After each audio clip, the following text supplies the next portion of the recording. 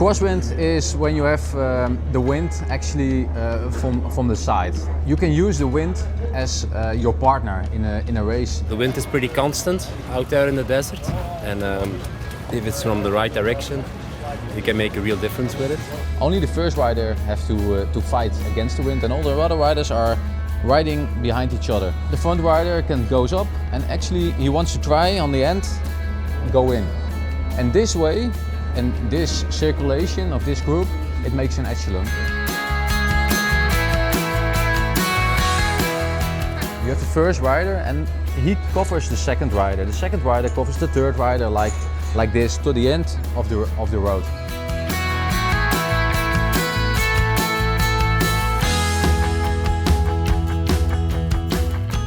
It's a molar, like a wind molar. You have to turn all around like 2 seconds. Another one have to pass you to keep the speed.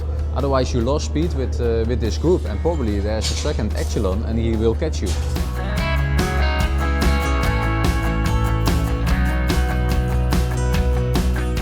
Riding echelons is really stressful for riders, I can tell. You know it's gonna hurt.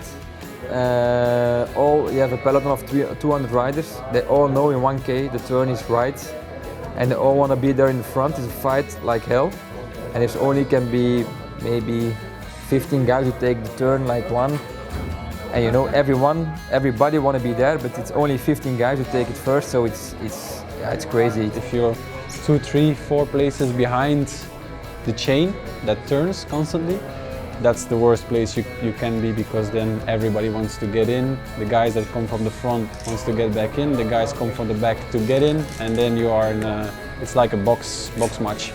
And this echelon is forming, and it's forming quite quickly. We'll see whether the tail of the peloton splits here, Rob, but the peloton are now doing 72k an hour. Echelons are, I think, the hardest thing in cycling. It's a matter of timing and positioning. You cannot hide. It's full gas for everybody, and you have to keep turning to stay in the echelon, otherwise you fly out.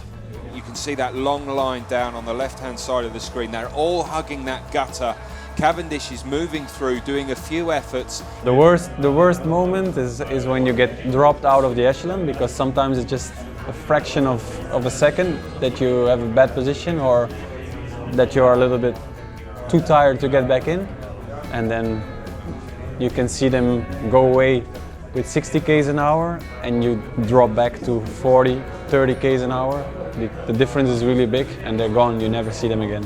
It's important that if you have the echelon and you turn around with all the riders, at the end, on the border, it's always a fight for this place in this echelon, because when you're in the wind, they blow you away. Riders further back, you can see riders from the Netherlands, they've got caught out. You can't believe that the Dutch have been caught out. Qatar or echelon races are the hardest races of the year. I think when you have a heart rate monitor or a power meter, I think it's the highest values you will ride for the whole year.